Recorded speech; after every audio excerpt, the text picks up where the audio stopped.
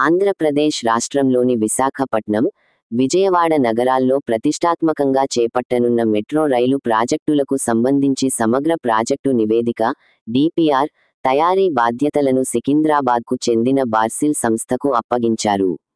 పురపాలక, పట్టణాభివృద్ధి శాఖ ఈ నిర్ణయాన్ని ప్రకటిస్తూ సోమవారం ఉత్తర్వులు జారీ చేసింది. టెండర్ ప్రక్రియలో ఇతర సంస్థల కంటే తక్కువ ధరను కోట్ చేసిన బార్సిల్ సంస్థను రాష్ట్ర మెట్రోరైల్ కార్పొరేషన్ సిఫార్సు చేసింది. డబుల్ డెక్కర్ మెట్రో ప్రాజెక్టు వివరాలు. ఈ ప్రాజెక్టులో విశాఖపట్నం, విజయవాడ నగరాల్లో డబుల్ డెక్కర్ మెట్రో రైలు మార్గాలు ప్రతిపాదించబడ్డాయి. విశాఖపట్నంలో మధురవాడ నుంచి తాటిచెట్లపాలెం వరకు, గాజువాక నుంచి స్టీల్ ప్లాంట్ వరకు మొత్తం 19 మీ. మేరకు డబుల్ డెక్కర్ మెట్రో మార్గాలు నిర్మించనున్నారు.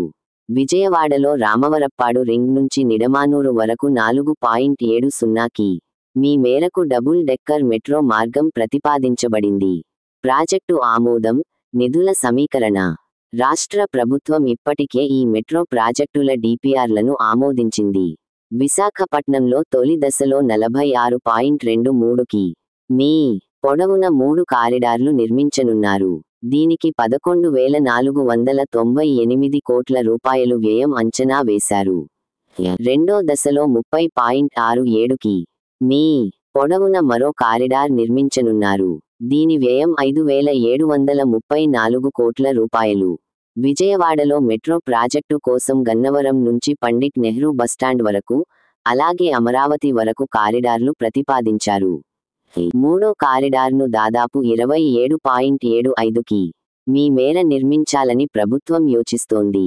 ఇవి కూడా కేంద్రం నుంచి నిధుల మంజూరు.